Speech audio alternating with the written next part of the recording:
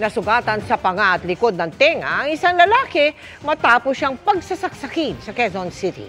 Nahuli kam ang tagpo at maraming nakasaksi pero walang umawat sa salarin. Panoorin sa pagtutok ni Mark Salazar. Habang binabaybay ng motoristang ito ang Rose Street sa May Luzon Avenue, sakop ng barangay Pasong Tamo, Quezon City kahapon. Ayun, susuntukan. Walang umaawa. Laking gulat niya nang makunan sa dashcam ang pananaksak ng lalaking nakapaibabaw sa isa pang lalaking naka-green sweatshirt. Mas nawindang ang motorista dahil deadma lang daw mga dumaraang residente sa nangyayari. Ba't walang umaawat? Mga tao naman. Walang maawat. Ayon sa isa sa mga residente, kaya hindi man talaga patayin yun. Gilig yun ang leksyon yun, kaya walang umawat eh. Niyaan na lang siya eh. Tapos yun, binitawan lang din siya. Yung sinasaksak, matigas na ulo talaga yun dito, palaging pasaway.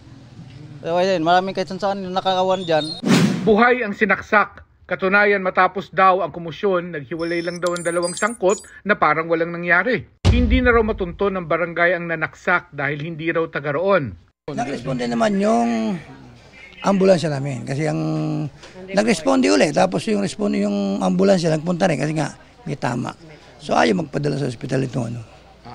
Ayaw. Tingin ko talagang may problema ito, baka takot madala sa ano ganun. Siguro baka may ano rin. Lalo kung magpapapulis yun. Ito ang sinaksak, si alias Jonas at ang kanyang tinamong sugat sa panga at likod ng tenga.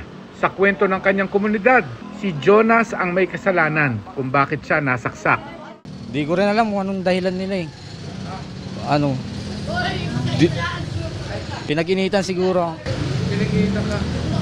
Ang sabi naman daw na parang ng tablet, ng cellphone, mga ganun. Wala nila ako na gano'n. Wala nila ako na gano'n. Yung mga binibintang sa akin, hindi talaga yung kung tablet o ano, wala po sa akin na ako na gano'n. Meron last year na ano, parang taon pa. Last year, ano yung kinuha mo last Cellphone year? yun, cellphone. Nalaman ho namin mekaniko siya. Mekaniko. Nung tricycle gumagawa ko siya ng mga motor. Then pinuntahan din ho namin yung nagtatrabahuhan niya, pati ibang mga residente doon. Nag-aano na paalisin na lang din siya doon kasi daw talagang maligalig daw itong nasugatan. Hindi na umabot sa pulis ang investigasyon sa nangyari dahil mismong si Jonas ay ayaw na magreklamo. Nasa Bicol daw mga kaanak ni Jonas at dahil ayaw na raw siya ng mga kapitbahay sa Pasong Tamo, ihahatid na lang daw siya ng barangay sa kanyang probinsya. Para sa GMA Integrated News, Mark Salazar, nakatutok 24 oras.